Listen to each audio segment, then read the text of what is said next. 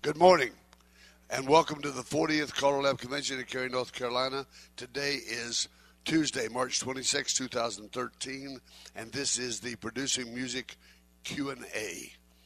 I am Wade Driver, your moderator. Your panelists today are Bob Elling, owner-producer of Riverboat Records, and Buddy Weaver, owner-producer of Blue Star, Hi-Hat, Bobcat, et al. All right, so we're glad to have you. This meeting is officially underway. My name is Wade Driver. Did I not say that? I thought I said that. And first up is going to be Buddy Weaver. It's your... No, it's Q&A. Oh, this is Q&A. That's right. This is Q&A. So you do the Q's, and one of these two will do the A. This is a Q&A session, so I'll start by asking the first question, and we'd like the audience to give the answers, please. The first question is to Bob and Matt Worley. Tell me, how is it you managed to become the #1 record-producing company in the world? Mostly for our good looks, I guess. Oh, I can see people are going to purchase this section a lot. Well, I have a comment. The first thing I'm going to say before you ask the question is that the one thing about it, we do not produce music at 9 o'clock in the morning, which is the time of this section. This is a Q&A session, so we're open for any questions. Please speak into the microphone because this is a recorded session. So far in attendance, we have 1, 2, 3, 4, 5 music producers asking questions. Don Coy. Good morning, gentlemen. Actually, I've known Wade Driver since, I don't know, in the early 70s. Do you want to talk about Wade? And anyway, I was impressed by Wade's music. And back in 1972, probably, I was in Kentucky. I was in charge of a caller seminar. And so I said, I wanted to try to get Wade Driver to do our seminar. We had 3 other callers that were going to work with Wade. And he was great. And he's still good. I enjoy his music. And all you got Buddy and... this riverboat. Bob, how are you? My name is Doug. But I got into doing music. Actually, I recorded a song on Lord. You own Lord too, I guess, right? It was part of Blue Star. Okay. Do you have my old record there? Okay. Yes. It's called Somebody Somewhere. And so we'll look it up. And then I did some things for Red Boot. And I was a very good close friend of Tom Dillander because I'm from Kentucky and I know the family very well. I taught his parents to square dance. Tom Dillander was at that caller seminar you were talking about. He was in attendance at that. Yeah, he was, yeah. At any rate, so Tom wanted. I had a song I was going to do. I live in Brooklyn now, and I've been there 24 years. But there was a song called. I can't recall the song. Bing Crosby did it.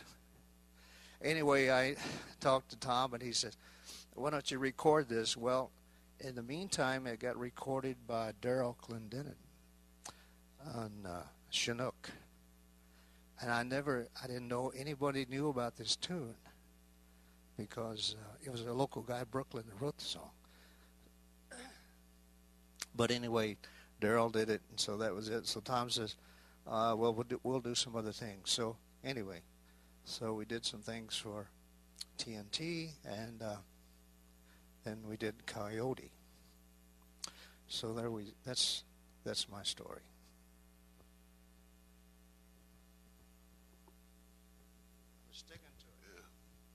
Like I said, this is a Q&A session, so questions, any questions, how to, why not, please ask.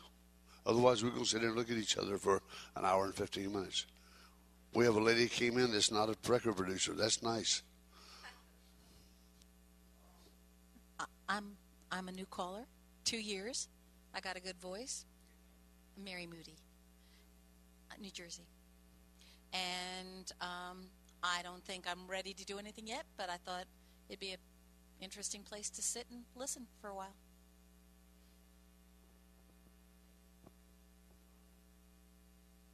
Question for, well, later.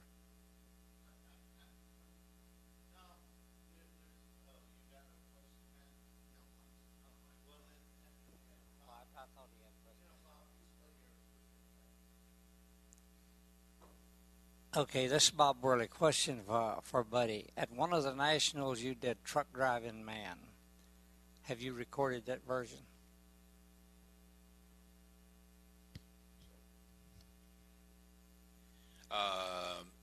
No, I have not recorded that version. We've got it available. No, let me rephrase that. It used to be available on Blue Star, and it will eventually come out again. It's one of those where we don't have the tapes, and I'm a stickler for the sound quality of music, and for the longest time I really was very down on vinyl.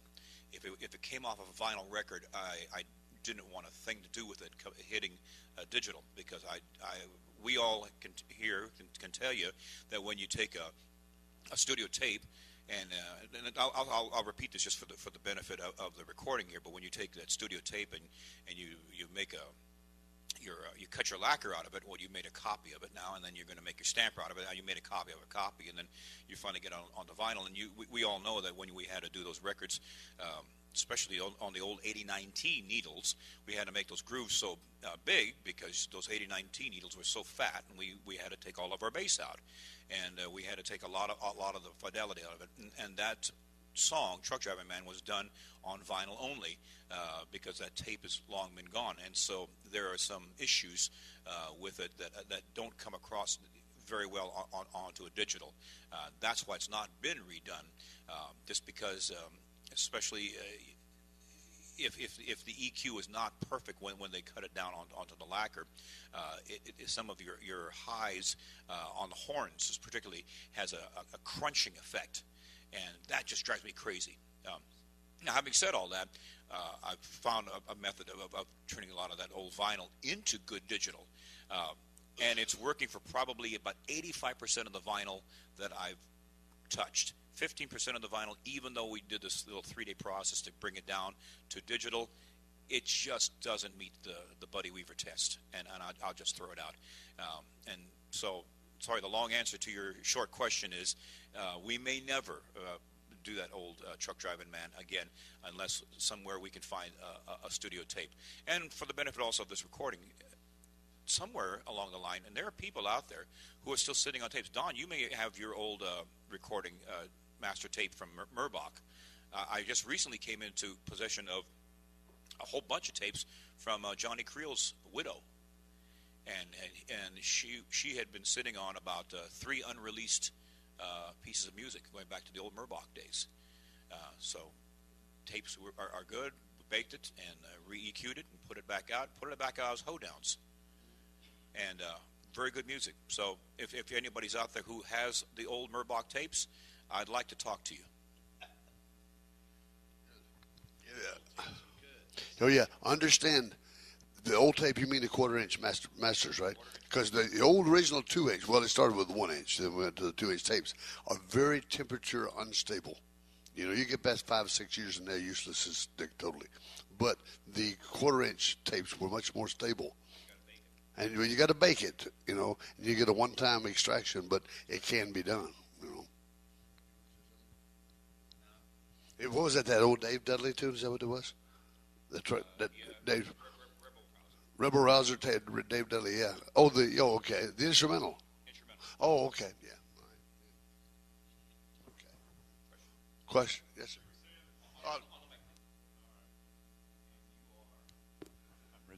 Rich Reels. I'm going to embarrass myself by saying I came in late. I was just wondering if your tape was the only version available. You didn't have there's no vinyl pressing or anything on it. Yeah. These tapes that you're looking for, that you're going to this great extent to get you're basically trying to extract as much quality as they'll give you. Is that the only recorded version available? There's no vinyl somewhere or other media? I don't even know what that would be. Well, we were just discussing that because of the process of taking those studio tapes and bringing it down to vinyl, so much was lost, or so much was just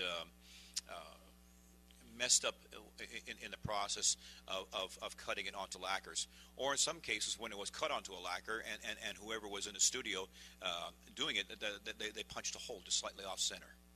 And you've probably all seen that. You've got the needle that wobbles, and because it was just punched slightly off center, and then the tape is lost. So all you've got now is one really lousy vinyl. Yeah. Go ahead on the mic, Rich. I was just saying, I can totally fix that. If you give me music that does that wah-wah, I can totally fix it. 100%. That's an easy job to do. Let me add, he does a super good job on that.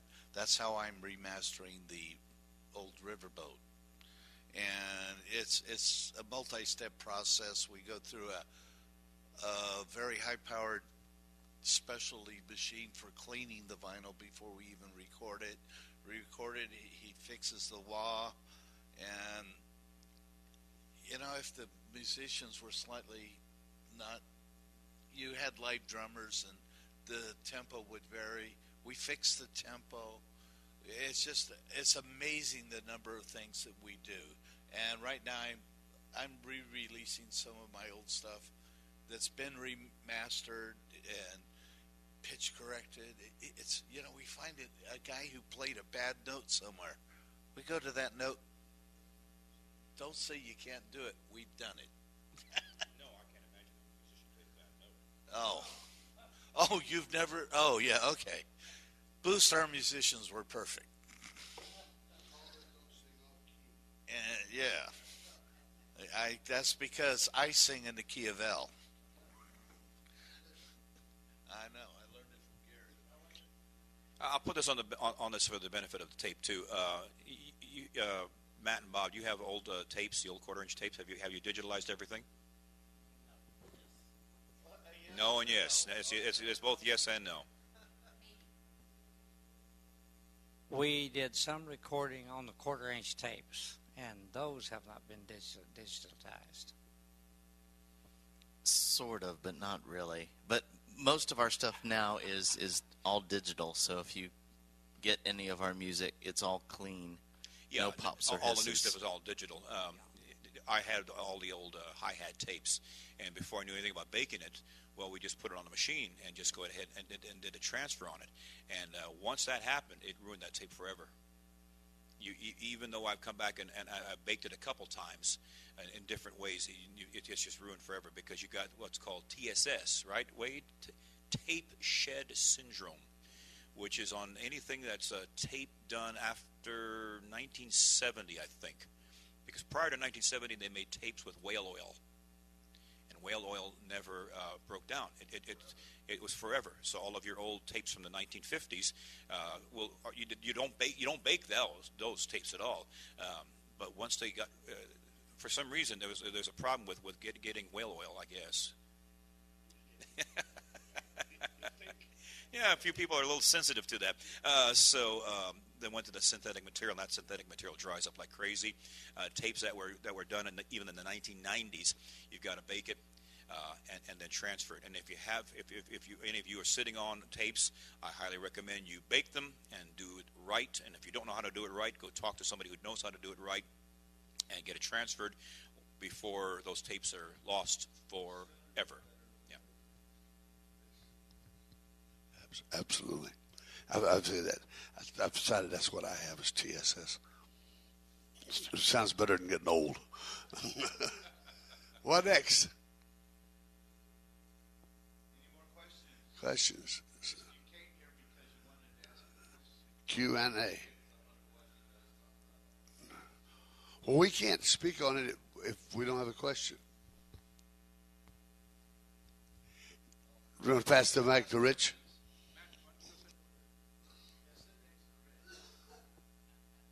Rich Reels. I mean, you guys just left a hole and with nothing else to talk about. I was just wondering what's the big volume of work that needs done? I mean, what kinds of operations is the world of music waiting for, wanting, needing?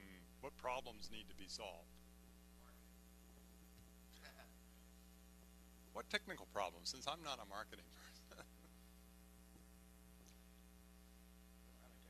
I can't.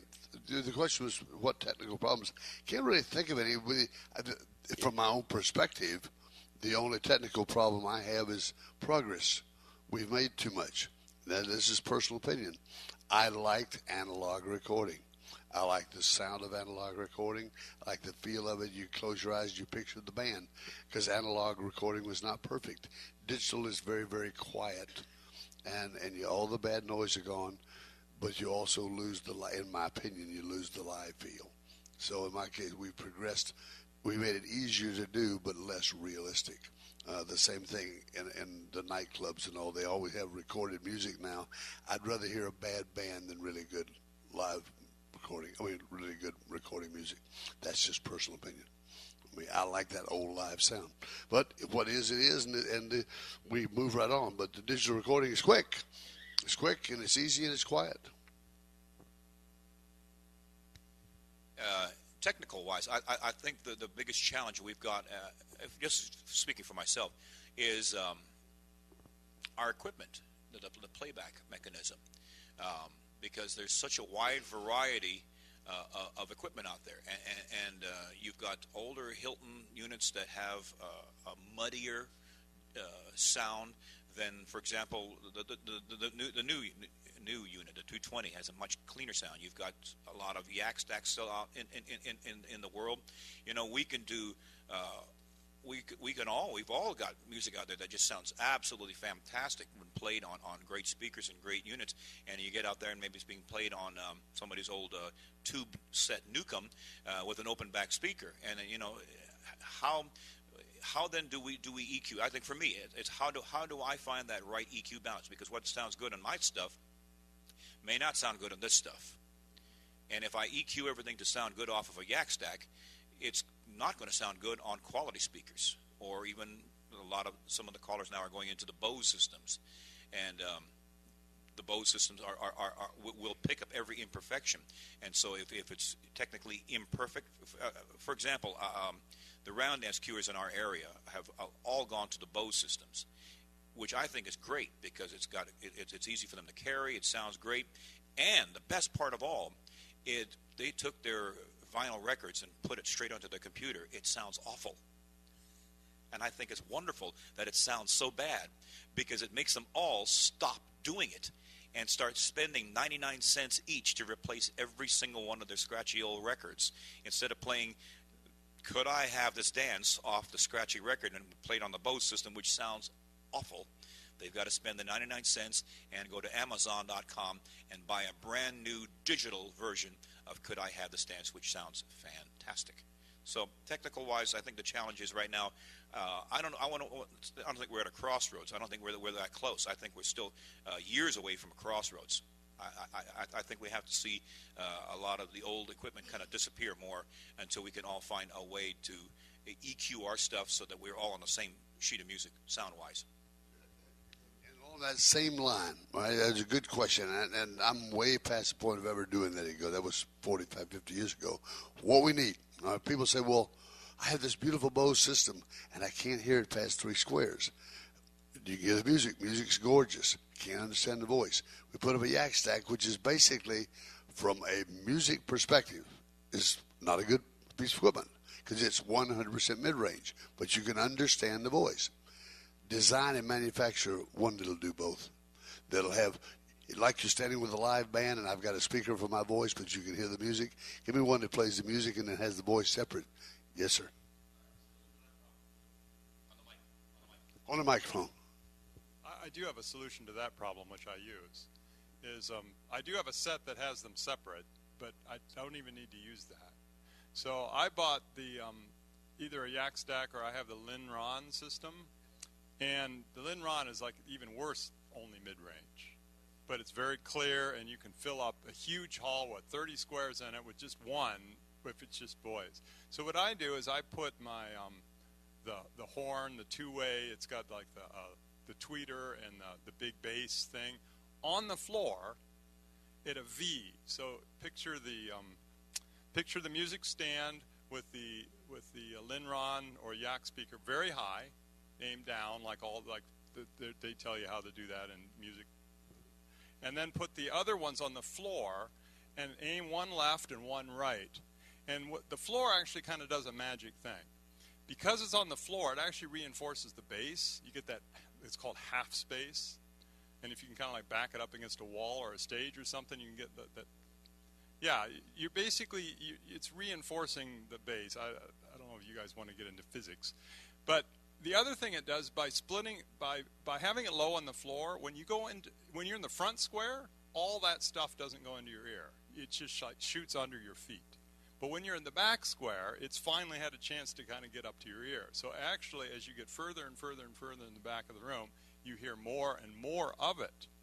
And if you put your Linron speaker high up on the stand, it's way over everybody's head. So even in the back, you're getting a very clear voice. So it's almost like the music is having its own path to you, muddled by all the people that it goes through, and the voice is clear coming over the top. And there's one more magic thing that it kind of does, is that by putting it at a V, so one aims of the music, one aims left and one aims right, is there's those dead corners that you don't really hear very well because the yak stack is sending most of its stuff like straight out the hall, is that it actually fills up those dead spaces because you do have the little bit tweeter in that aimed, kind of outwardly. Now, my only request is take all of that, put it in a compact unit that weighs about 11 pounds. I'm pretty close to that problem too. That's what I'm looking for. That's No, what I I'm have this that. woman. What kind of speaker do you have on the floor? I have the MA10. I think it's not MA10, SA10. The one Hilton sells. Oh, okay.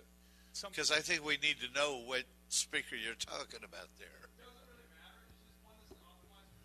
One is a music optimized versus a vocal.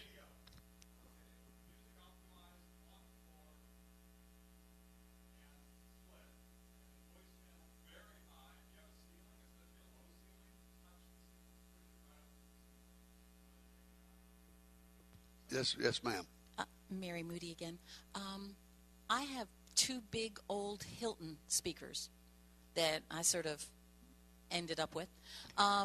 They're heavy as sin, but are they any good? And everybody tells me I'm supposed to get a yak stack. I got a husband that's willing to lug the heavy stuff, so I figure I like the sound better on the old stuff, and they keep saying, "Oh, it's just for the outside. What are you using those?" I seem to be able to get good sound. It depends on your hall. Depends on where you are. It depends on the hall in which you're using them. Okay. If you have a good acoustical facility, those folded horns are fantastic. If you have glass walls or slick painted walls, you better enjoy yourself because you're going to hear yourself about 4 times. So it just depends on the facility. I had 2 of those. I finally gave them to my kids to use for monitors for their rock band because they're indestructible. And they're great, but it depends on where you are. So if I'm looking for speakers, what do I look for? That is it's like what kind of toothbrush do you want? Everybody has their own likes and dislikes. You need to look to pair your amp with your speakers. That's the best short answer I can give you. It is. I love Carbon speakers. Some Carbons happen to be made there in San Diego. Now, if I use that Carbon with the MA150, it doesn't sound as good, the newer Carbons, because the MA150 has more of a muddied sound. It's a different amplifier. I think it's Class A versus a Class D amp, which is what they have in the 220s. 220, that new Hilton 220 with a Carbon speaker, the new Carbon speakers, is awesome. I mean, it's got beautiful dulcet low notes, and it's got very clear a long throat for the horn.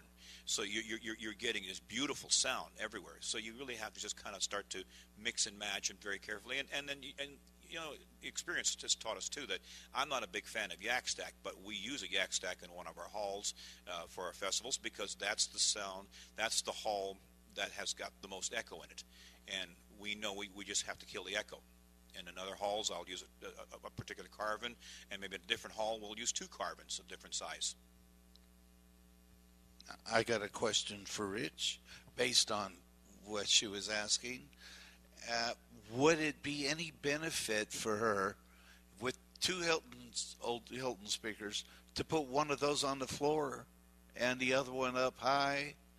Because if you say keeping a speaker down by the floor boosts the bass, won't it? Any speaker have that same effect?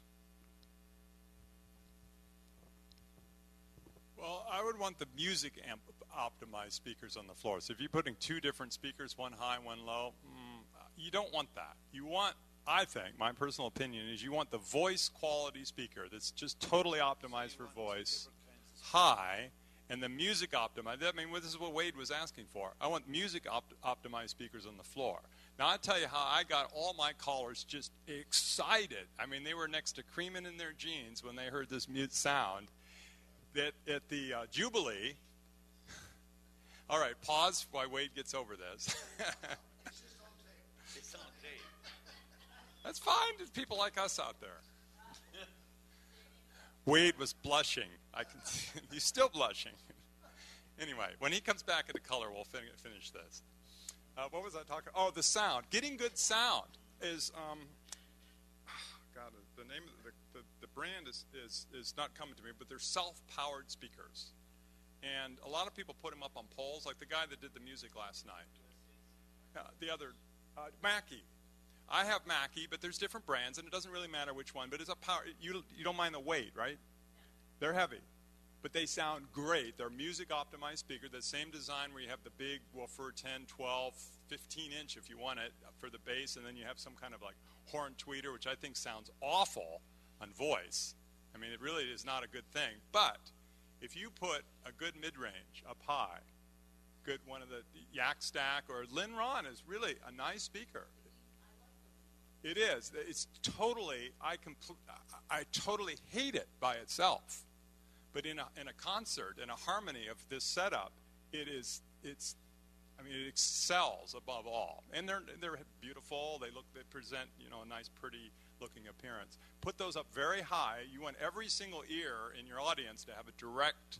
The sound needs to be just direct right to their ear on the voice.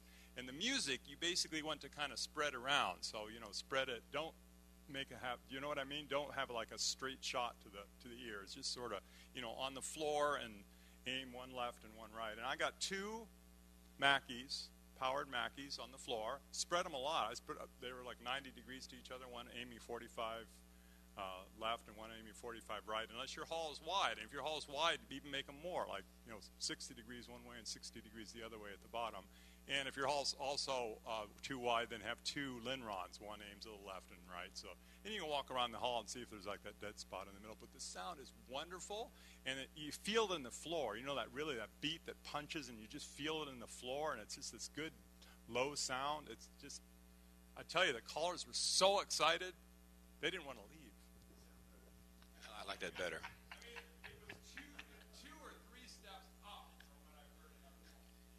Well, I'm excited. This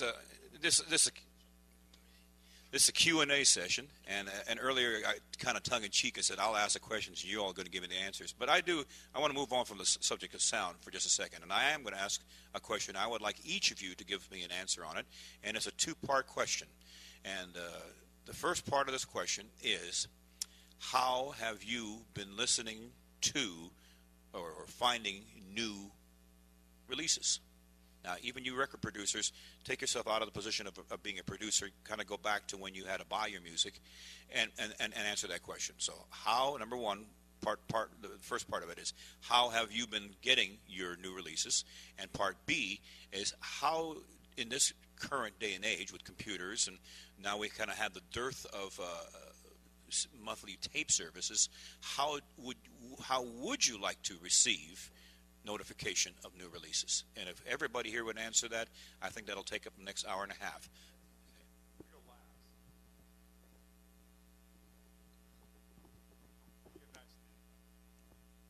Well, I hadn't intended to say anything. Identify yourself, please. My name is Dick Otis from Reston, Virginia, and I'm a new caller. I've only been calling since like last July, and not very much at that, but Butch Adams has been mentoring me, and so I'm just getting started at this as I retire from the Navy. And so most of the music I have, I've gotten off of records. I was homesick for about a month, and Butch brought me over 1,000 records out of his library, and I've been going through all the records, listening and trying to find the music that I like.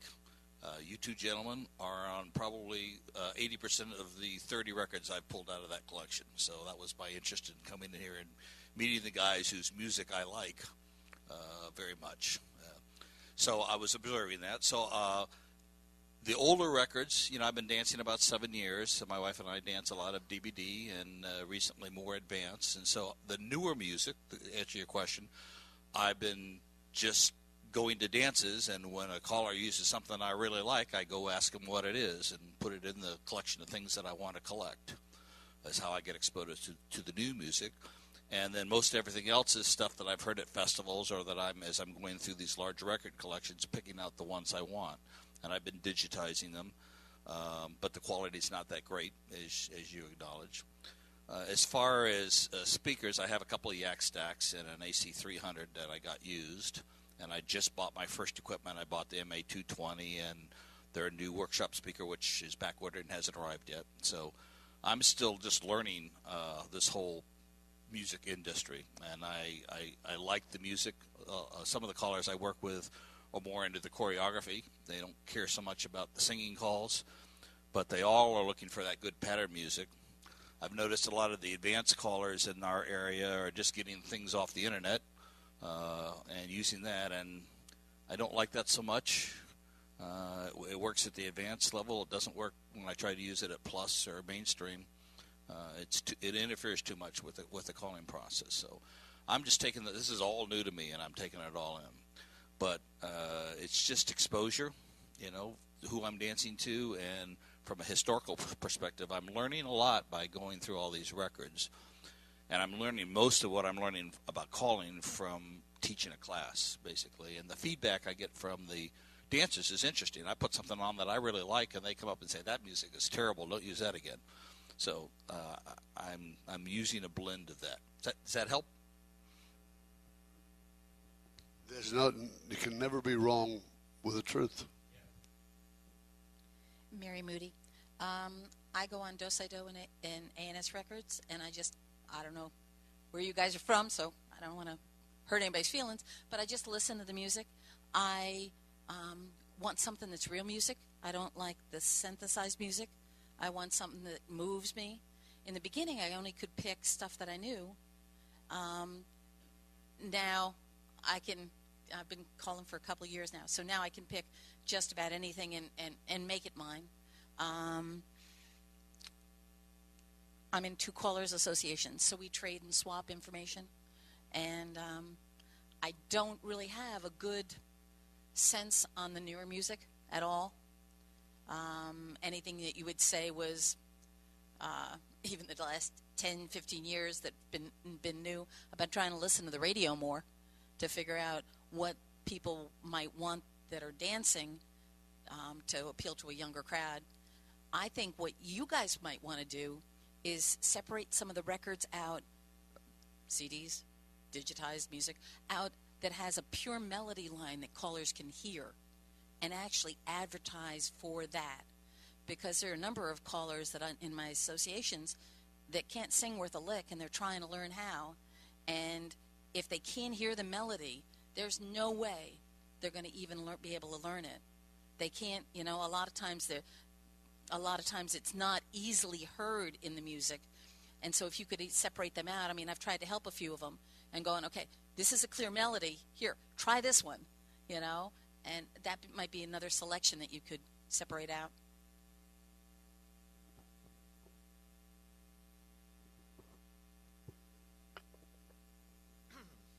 My name is Don Coy, Brooklyn, New York. I hate to admit this, but I don't buy many records anymore because I've been doing this for 40 years. And when I do buy something, I download them on the MP3s. I use CDs in my music and an iPad.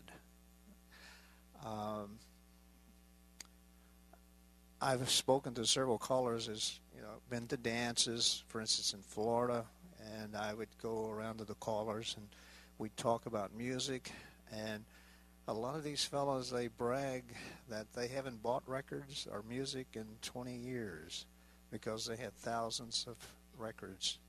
And that's a sad, sad thing to say, or of any type music that we use, that the old guys that's been calling for years have all this music, and they just don't purchase it, which is bad for our business. All right. I'd like to respond to that, and I'll respond better with Don because we've been knocking around for 50 years, so I don't mind picking.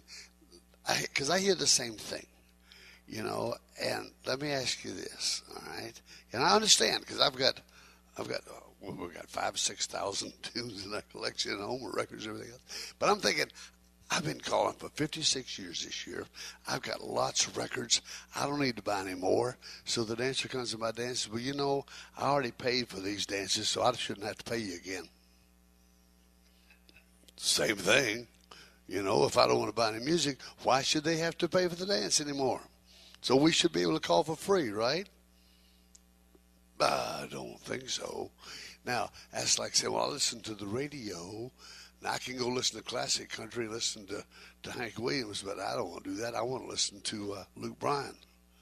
Well, if you listen to Luke Bryan, you got to pay for it. Now, I would like to challenge, and we talked about this a couple of years ago. We never really put it into an action. I'd like to challenge every caller to take one dance a year, that's all, and take everything, your proceeds from that dance, and buy new music with it. Every year. That's not much. All right. Let's say your average fee is $100. So go buy 15 new records. The big whoop. You know, I think we owe that much back. I understand what you're saying, Don, and you're right. That pervades. And I had to laugh because there was a fellow in Houston. I'll leave all the names out, but he was speaking to another guy, and he said, "Did you see what Driver's doing? He wants to spend $150 buying new music." He said, "I ain't spent that much on music in 15 years." And the other guy said, "Yeah, I know." I went right over his head. Show him right over his head. You know, and I'm going to tell you from a strictly historical standpoint. I'm a big fan of history. That's an old argument. This same argument happened in 1960 when 45 RPM records came out, and a lot of callers resisted going to 45 RPM records. They said, no. We've got our 78s. We like our 78s. We don't want to switch over to 45s. I don't need to buy any new records. I've got everything I want. I've everything that I could possibly want on my collection of 78s. Now, in its current context, you say, well, that's a stupid comment to make. But that's the same comment that's being made today.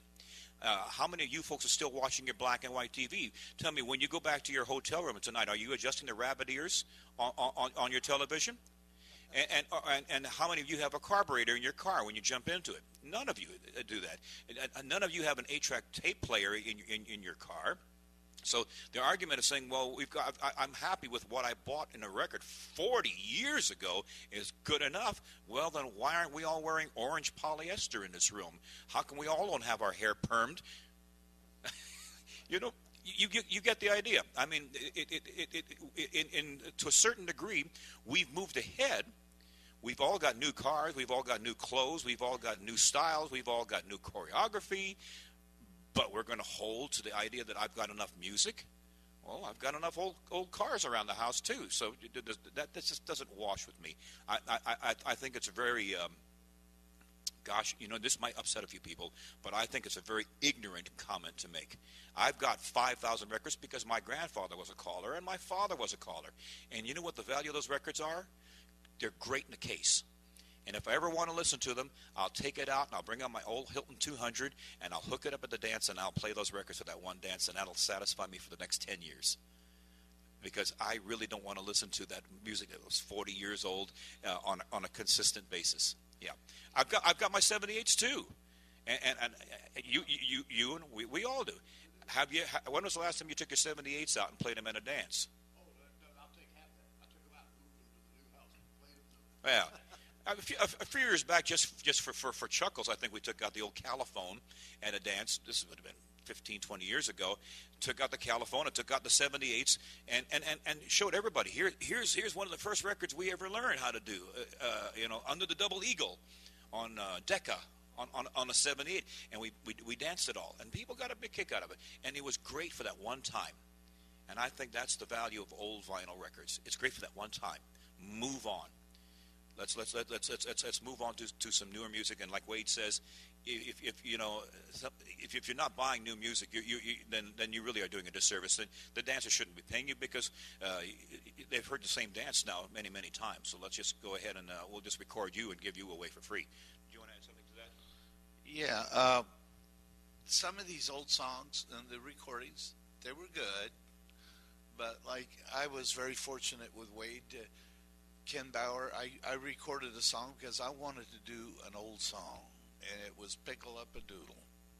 And I pulled that thing off, and it was so old, but it was like 82 beats per time through. Well, the average caller isn't going to handle that kind of choreography today. So I reproduced it with 64.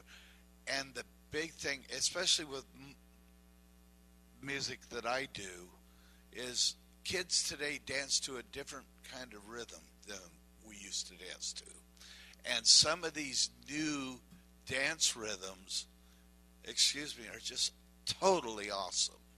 And I love to put on one of my patter records and play it, and people square up. You know, when they normally square up, they just get up and stand around. These people, they're shaking and jigging and jiving, and I work hard to do patter records like that. How many of you buy new patter records? And stop and think about a lot of guys, they've been using the same patter record for 20, 30 years. You think your dancers don't get bored with that? Do they tell you they're bored? No. They quit dancing. That's what they've been saying about our music. That's not the only reason we don't have it, but we have a lot of callers who don't do new music, and people vote with their feet. They don't explain that to you. They just lose interest. And one of the ways you maintain interest is new songs, current songs, or even old songs done a better way. And I don't typically do newer songs. I go back and find old songs that really inspired me and then bring them to the new age of music. And, you know, we have Rich Reel over here talking a lot. He is one of my confidants and does tremendous work helping me with my music. And I want to thank you, Rich. I want people to know that. Now, I want to make a point because I got one of Bob's tunes. What was the original Pickle Up a Doodle? Windsor. All right. Now, eight track, 1-inch tape thing they did on it wasn't on the road, whatever. Anyway, forever old. And if you ever listened to it, it was what, 4-piece band? 4 max. Disney, that's right. Whatever. Listen to the difference between it just on the intro. Doesn't take long to listen to it, but just this is more modern now.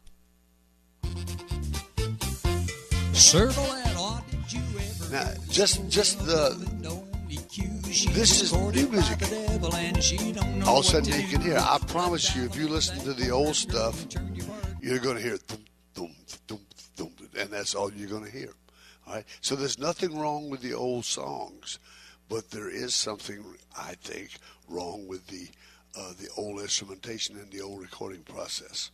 And we just got to bring that to the fore. A lot of us, you know, we like to do new music, but some of the older ones, for example, I'm redoing right now in this next session an old Dean Martin tune called Memories Are Made of This. His consisted of a piano and a bass and voices, and that's all there was on the original. Good friend Elmer, ESP Records, and we chat a lot, and we were just talking a couple of weeks ago, and he says, yeah, all that old stuff was done with orchestras, and you typically had a certain instrumentation. But the phrase that grabbed me, because I'm a bluegrass country fan, you know, big time. You said you like instrumentals. He says, back then they never used any pickers. And I started listening to my old-time favorites. Damned if he wasn't right. Gren would once have a banjo playing a lot. But no, you didn't have the mandolin and the steel guitar, and so many things are that we now use readily all the time. They weren't in the old music, and it makes everybody young again. Think about that. You want your dancers old and dragging across the floor, or you want them feeling young and hopping around the floor? Yeah, I like that too, and I'll add one more thing to it. There's a reason why we don't have carburetors in our cars anymore either. It's because technology caught up, and we don't have to have carburetors in the cars. We have now multi-point fuel injection, and it's the same thing with the recording process. The recording process technically has come a long way since we started doing records back in the 1970s and 1960s. Not only so the orchestration is better. The orchestration has changed because styles change. There's more kick drum in today's orchestrations. It could be the same old song. It could be Pick-a-Lip-a-Doodle. I'll guarantee you that Pick-a-Lip-a-Doodle that Bob did has got more kick drum in it than the old Windsor version had from 1960. And not only that, but what Bob mentions about older dancers. But think of it this way too. The average age of our dancer is perhaps a little bit higher than it was maybe 50 years ago. Oh, I'm serious. But their hearing may not be as good. And so by giving them a more modern take, which has a better orchestration and a better technical recording, you're giving those dancers the edge to keep them dancing a little bit longer. Because right, it's easier for them to stay with the beat of a modern composition, of a modern orchestration, than it is for something that was done, let's say, 40, 50 years ago, where the beat may have just because the technology wasn't there to really get it through. So it is good for your dancers too. So it may sound like we're selling you on it, but really there's a reason why we're in the music business. And I think, speaking only for myself, it's because I really wanted to do music that I could do at my dances. That's really what I did. And whether I sell it or not, I don't really care. I'll still go out and make music because I know that when I walk out to my dance, the first thing I'm going to open up with is going to be Beautiful Sunday, because I know it's going to set a mood. It's got the rhythm that I want, and I'm going to keep producing music for me. It gets that response that I want from my dancers that I can't get from something that may have been done 30, 40 years ago, or maybe even 10, 15 years ago. That being said, that's why we're doing it, and that's why we want you to listen to it. Not that we're trying to sell you something. Yeah, Matt, to the extent that I started Rhythm Records 38 years ago, whatever, it was 75. I am seriously considering going back, and these were good songs, really good songs at that time, but I recorded them with a 4 to 5 piece band on a 1-inch 8-track tape. I'm very seriously considering going back and redoing songs I did in 75, 76, 77, because I can do a better job of them today than I did back then. All right? But for example, just typical example, we did old time rock and roll. All right? I was fishing around for a way to do it, still kind of new and going around. And I left off an integral part of that song. If you're familiar with Bob Seger's, it starts off da da da da da da da da da da da. I didn't do that. Just dumb. I just wasn't thinking. I was in Nashville with a country band. I just didn't do that. We did Reggae Cowboy without that sliding bass. Boom. Should have done that. All right. Things like that I'm seriously missing now that I realize I can do that. And I won't guarantee I'm going to do those particular songs, but there are tunes that we did back then we can do better today. And if I get the chance, I'm going to redo. I'm doing one that was done on Red Boot back in I want to say 72 or 3 or 4. There was an old Don Williams tune that I'm going to redo called Say It Again. And Red Boot did a decent tune on it, cut on it. I can do a better job today, and I'm going to redo it. And also, not only has modern orchestration changed, but the rhythms are changed, because a lot more of what comes out of the stables, I can speak for mine, is more of a shuffle rhythm. We're doing a lot more of the 4/4 emphasis, strong emphasis on the bass step, step, step. You know, it's for the older dancers. It's easier to keep time with it. You got to be careful that you don't use that every single tip, because after a while, people just kind of fall off the rhythm. They just start walking around, meandering, as it were. But that's also part of a fad, I think, that music goes through. And because so much of the alternative music that we hear is done in that 4/4 shuffle, that now we can complement it with a nice singing call arrangement that's done in a similar rhythm, like "Best of My Love" you did, and Doug did "Best of My Love" a while back on Global. That was done more of a 2/4, and yours is a 4/4. Nice piece of music. It's a beautiful contrast. So there's another reason, or another contrast, I guess you could say, modern versus what it was before. One of the things I would like you to put in your mind, in case I know most of you guys do, but some of you don't. Put this website down, please. musicforcallers.com. You can go to that website and you click on every label that exists. All right, still got 2 or 3 I got to add on. Have I put Crest on there yet? I got to add Crest and Acme. I've got to add Gold Rush. I've got to get Shindig out of South Africa. But there's going to be 30-something labels on there. Oh, absolutely. And if you ever sends me a link, I'll actually have it so you can click on there. All right. Anyway, but basically, right now, the page on the index page, the home page they call it. I'm still in the web design. On the home page, you click on it, and it goes to either their website or a site that you can play the MP3s. We're putting together, I hope, a place where you go on there and you can hear every new release has been released since the first of this year through this year, and you can hear a snippet of every one. That's the reason Buddy was getting this. How do you hear your new releases? This is what we'd like to do, so that you've got a place to go to and hear everything that's new on every label. And hopefully, if I do my job, it'll be updated and keep you up to date. We're looking for a central point. One of the reasons is that even though Palomino is continuing on just like it was before, when Tom Dillender died, it gave us a wake-up call. If Palomino goes away, we're just flat out of distribution. So we have got to start setting up some method we can do it ourselves. And so we're working to that end. And so we got to be ready in case it's necessary. Plus, most of us do our own MP3 sales, and I can guarantee you within 10 years, this little thing that goes round and round, you're not going to be able to buy one. All right? That's like buying them. I don't think he's making them anymore. That's like buying a Model T Ford. It's just not going to happen. You just can't buy one unless you buy an old one. So you're going to have to buy digital music. And so we'll try to provide one for you. But that website hopefully is going to evolve into the place to go to buy music from any label. We had issues before, mainly from logistics, storage, payment, this type of thing. With the advent of PayPal, we no longer have that problem because it automatically distributes to whatever. So you can go buy one record from 7 different labels, and from your point of view, you're going to pay one fee. PayPal will distribute that for you, and it's done. And it really works out. It's going to work out quite well.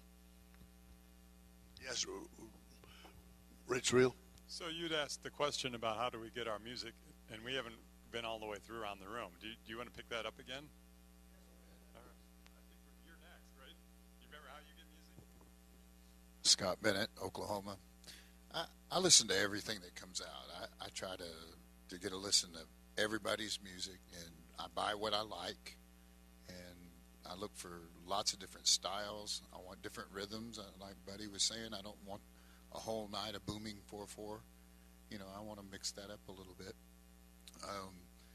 It would be nice to have some central location where a person can go and do just what Wade was talking about. To be able to go and listen to everybody's music and have the opportunity to go, oh, that's new. I like that. One of the things, if you remember, for this, someone's been around for a while, like Bob, myself, and Buddy. Usually in the old days, we had record shops. You could go sit in a record shop and do a stack of all the new 45s, and you play them all and you put aside the ones you want, and you say, these are the ones I want to buy. They go in the back room, they pull out those, and those are the ones you bought. We're trying to set up a digital version of the same thing. With a shopping cart, yeah. Yeah, I'm Monk owner, Double M Records, and I used to listen, or got the thing from Palomino when he had it on there listing, and then I contact other producers and I listen to what they got and talk to them, and some of them we switch them off, and I go to the dances and listen to the callers and see what they got and wherever I can get it from. So that's roughly the way I get mine.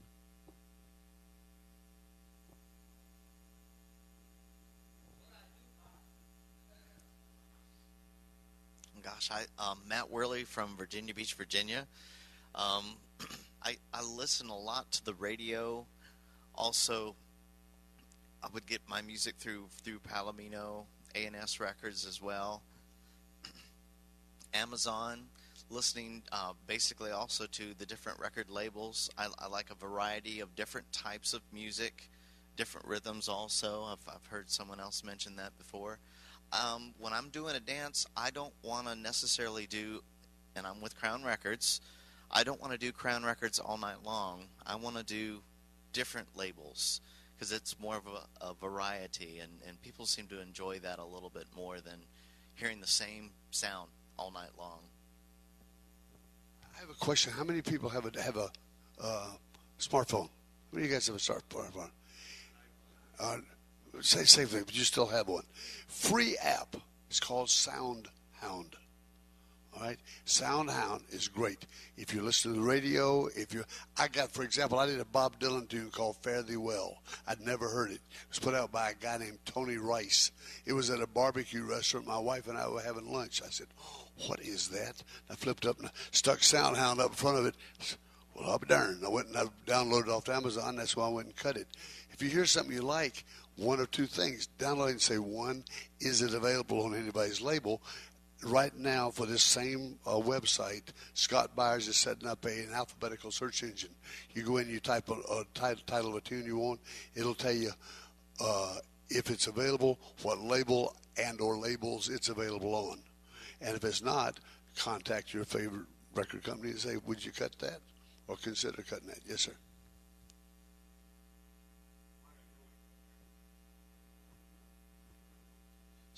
So like I said, I'm new at this. So, just to reiterate, I spent the last month and a half listening to 834 records, and I found quickly that I could just drop the needle down, listen to just a few seconds of the record, and I could decide pretty quickly whether I wanted to spend any more time on that record or not. I was fascinated because Rhythm Records and ESP are the two labels that kept popping out at me all the time, and I have a lot of Windsor, and I didn't find a lot. I found a few, and I was picking out the records that I'd heard at festivals that are, kind of like classics, because I wanted to have some records to use, because my computer doesn't always work, so it's always nice to have a record to pull out.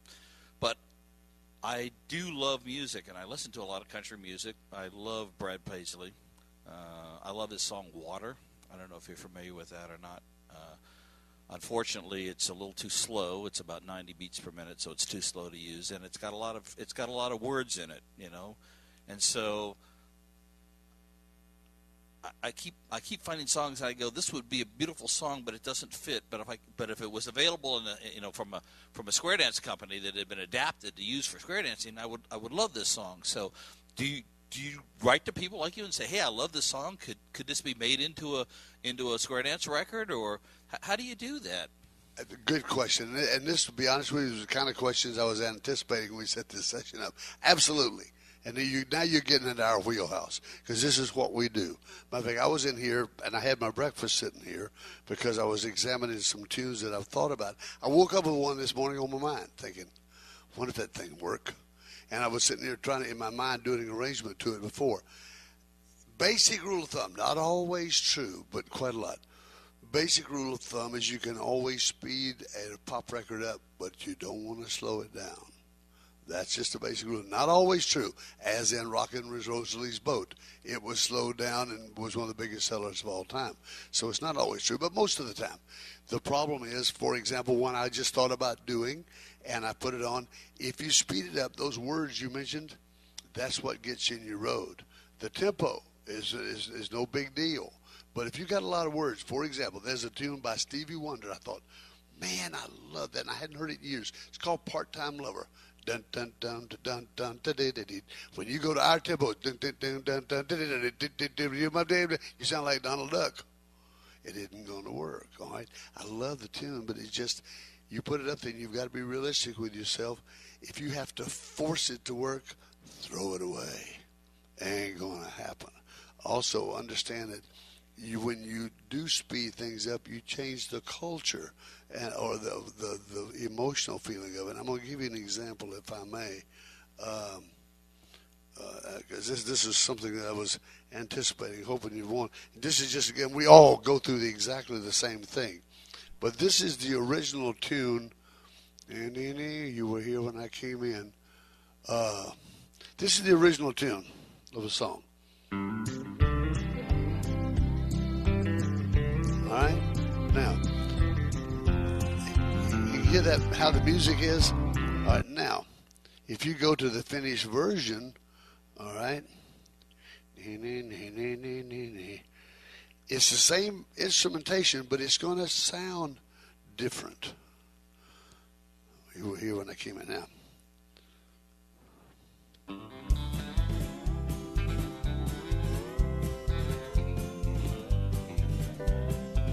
So it gives you a whole different feel. So you've got to take that into account as well.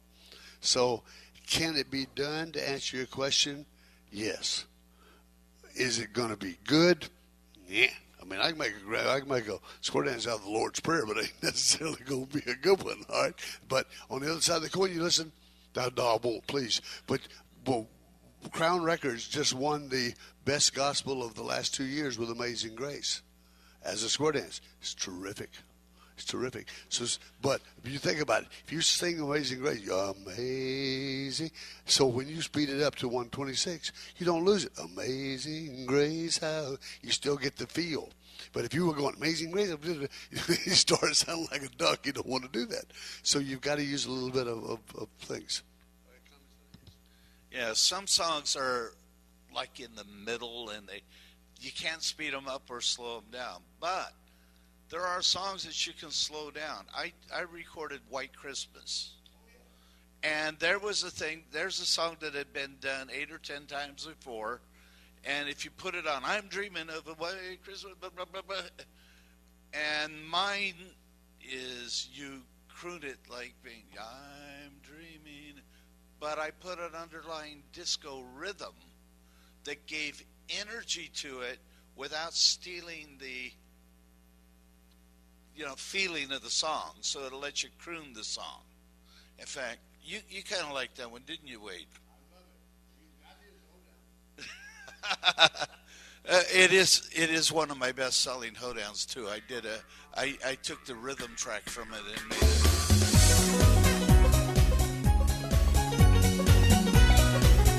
See, it's got the energy, right?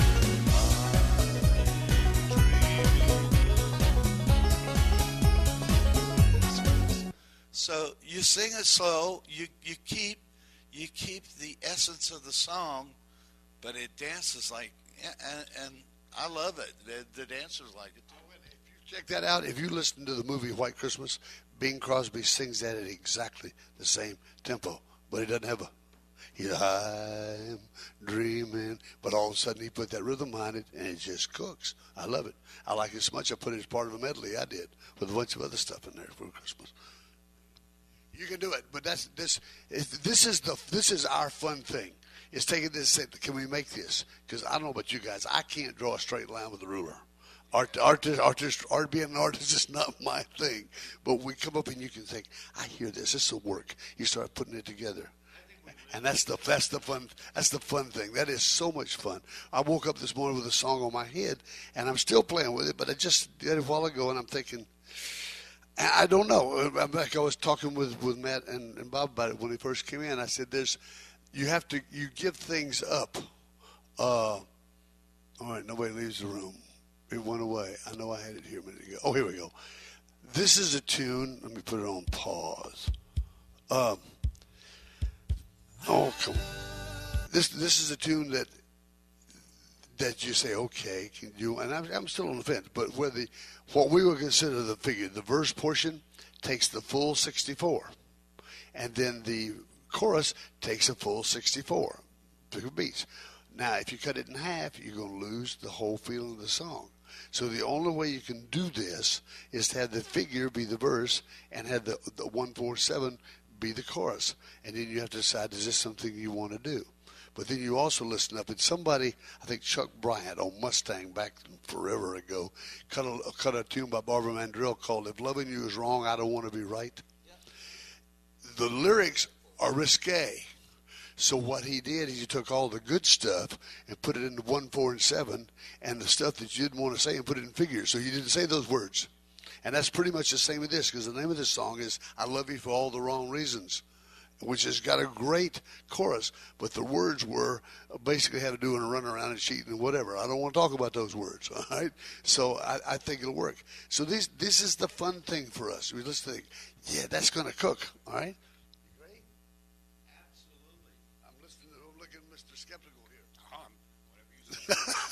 Whatever you say. Do we? Anyway, but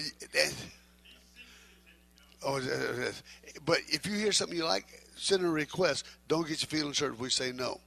If we say no, there's a reason behind it. Because I promise you, if we think it'll be good, we'll do it. All right. Now, there's other times when you say no. Go to another lady. Now, let me tell you a story about that. All right. I had a fella, and he hasn't spoken to me now almost 30 years. Back in the 70s, had a friend of mine. I knew him for a long time. He wanted to record a song, and I said, no, it won't work. He said, you just don't like me. I said, no, the song won't work. It was Rhinestone Cowboy by Glenn Campbell. And all to do is go, da-da-da-da, cowboy, da-da-da-da-da. I said, I'm not going to do that. And so he went to another label, and they cut it for him, and it was terrible. But he still hasn't spoken to me in 30 years. But now, see, you just lost my whole train of thought there, Bob. Yeah, it's just called being old, anyway. But send it in, and we'll give it a shot. But it sometimes it works, sometimes it doesn't. Oh, well, for this one. All right, now this will be the 1-4-7.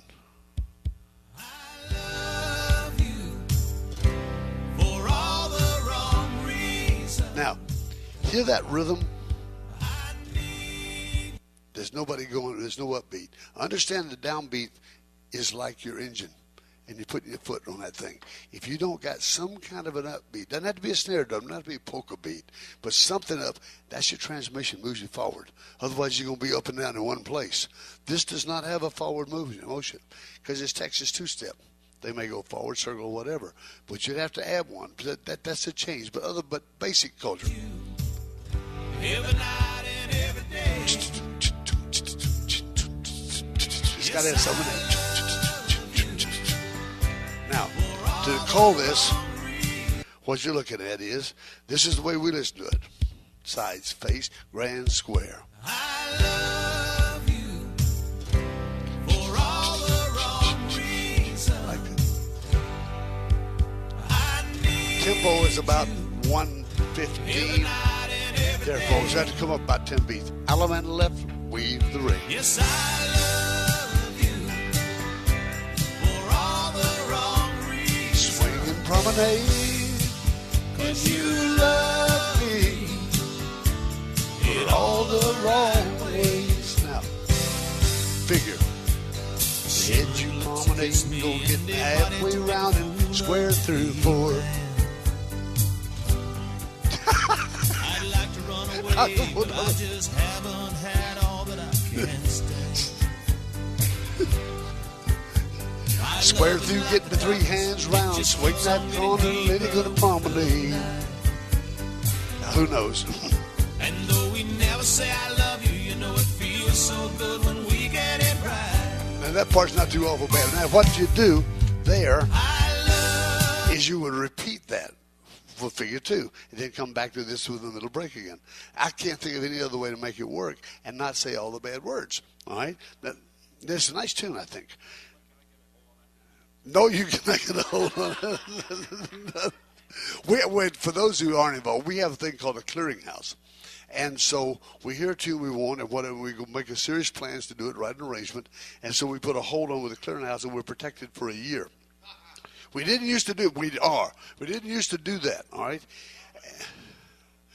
Well, we all do, but fortunately, even though we've had 3 or 4 conflicts in the last 3 years, we've had no conflicts that weren't worked out. All right. Now, recently, Bob cut a tune, and it was a misunderstanding, but he cut a tune by Lady Gaga, actually using a version from Little Big Town, I think. All right, called "Born This Way." Somebody else put it out by Lady Gaga. Didn't put it out, but they made plans to, called "I Was Born This Way" by Lady Gaga, and I missed it. It was on the clearinghouse in 2 places, and then somebody else decided they're going to cut it, but they were new to the clearinghouse, and then the 4th one. So I finally wrote notes to him, and I said, "Bob Elling was first. Deal with it," and that's just the way it is. All right. Unfortunately, I guess I should say that. It was pointed out to me that I reported it in March. It got released in December, and we're only protected for a year. So technically, as of March, now it was up. And okay, I could live with that. But then the other one, it was Tom Manning who recorded the other one. Oh, he's a tremendous friend, and he said, "I missed it. I apologized," because he was looking under I, for I was born this way. And that's understandable. But he says, I'll hold off on it. I could live with that. Someone else who's supposed to be new to the clearinghouse already had it. And this is where I got upset, Wade, was Tom had reported it in December. Then this other company goes out and records it in February. And then at the end of February, the 4th company. And I can live with the fact that mine has expired, even though I didn't release it, because the way I do music is I record all year long, and then I release in December as a package. And all of my stuff for next year, for 2014, we're doing the vocals. It's all done. So I reported it to him so there'd be no duplication. But by the time the year's up, I'll be covered for a month or so, and that's about it. But that's life. You got to live with it. Well, fortunately, we're almost done here. But fortunately, the point is that we have worked out every one. There's been no actual duplications in 3 years. I'm very proud of it because I think we have all pulled back stuff or either whatever. So it's working. Our basically time up. We want to thank you for coming. Hopefully we provided some answers. And thanks to Bob Elling and Buddy Weaver. And thanks you guys for attending.